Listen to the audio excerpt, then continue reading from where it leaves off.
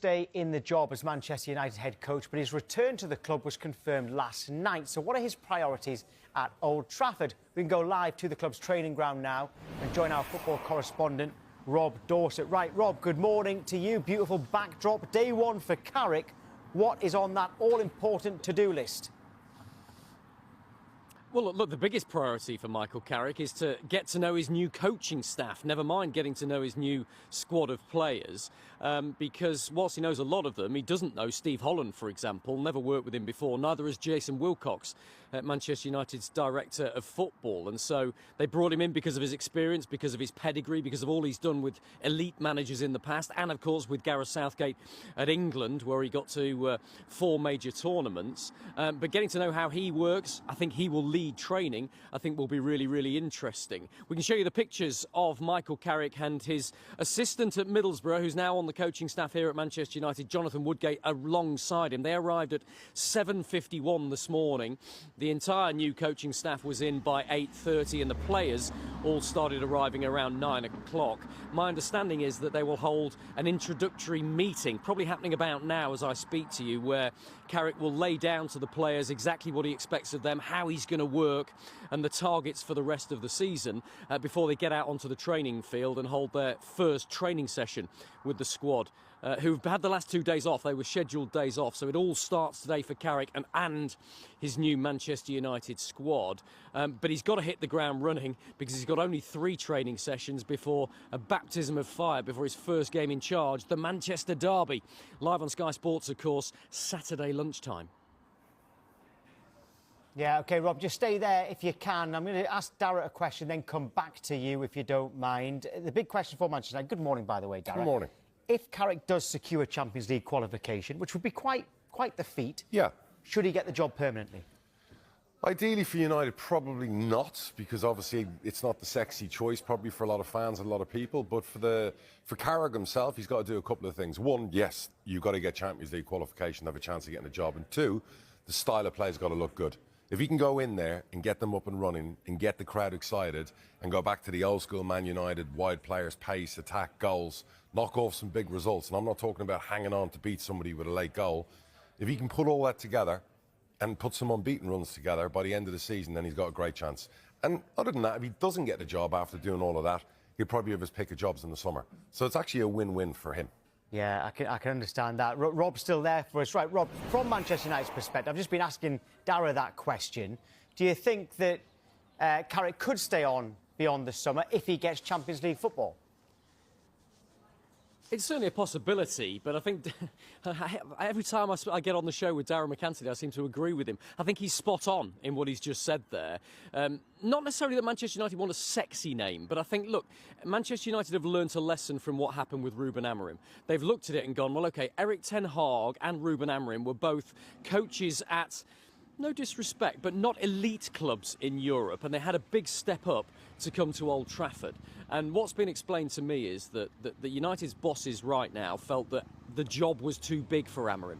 The emotional response he had in a lot of news conferences, the way they felt he gave an unstable picture to the players. I might be here tomorrow, I might be still here in 20 years, I might be gone tomorrow. I'm rubbish, the players are rubbish, the players are brilliant. Those mixed messages they felt created instability and showed a lack of experience and a lack of ability to cope with a job of this magnitude. And from the people I spoke to close to Amorim, made it clear to me that Amorim was surprised at just how much noise there is about Manchester United, both inside and outside the building. So I don't think Manchester United want to make that same mistake again.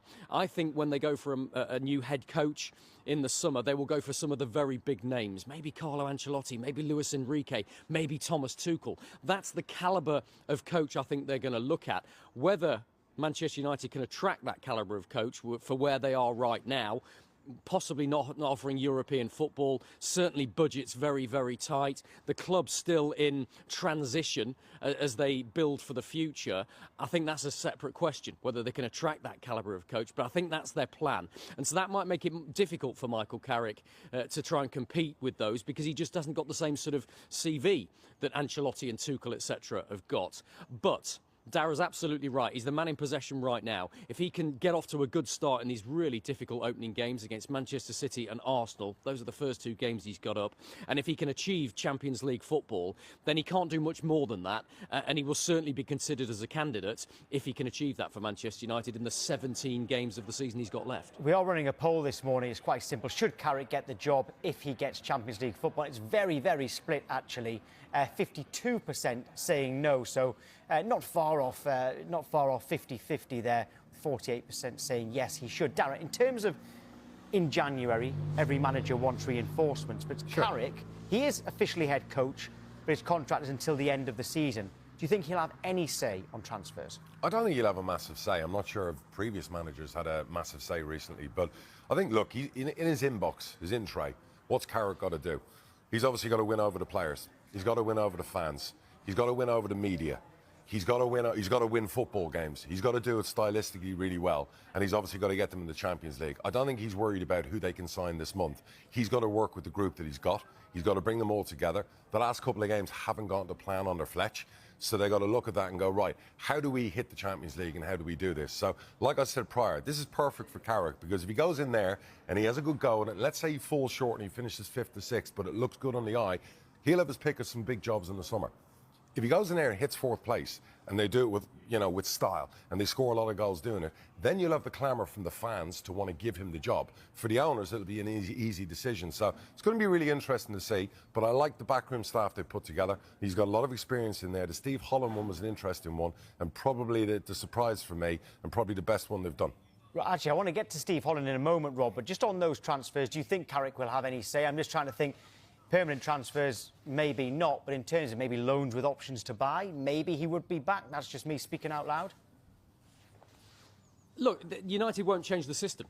Whoever the head coach is, whether it's Ruben Amorim or whether it's Michael Carrick, the system remains the same and the plan remains the same. And that is that, of course, the head coach is consulted before any recruitment is carried out. So Carrick will have a say. But look, I don't want to give the impression that I expect Manchester United to do a lot of business in the January transfer window. I don't. There's a big part of me that thinks they might not bring anybody in this month. Yes, they were in for Semenyo and missed out to Manchester City, but Semenyo was a long-term target for Manchester United, and they knew that the only chance they had to get him was in this January window. So they brought forward their plans, and they would have made the money available. That doesn't mean they've suddenly got £65 million to spend elsewhere on players. They just won't do it, because they've had a long-term plan over several transfer windows to reorganise and restructure the squad.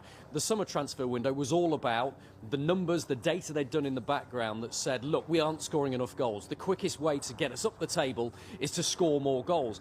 And guess what? This season, Manchester United are scoring more goals. And guess what? They've gone up the table. They're 7th in the Premier League with a chance of making Champions League football. So on the face of it, even though there's still a lot wrong with the squad and the club right now, that bit seems to be working right. They got that right. It was always the next transfer window where they were going to address the next big problem in the squad, one that they're struggling with now. They desperately need a central defensive midfield player.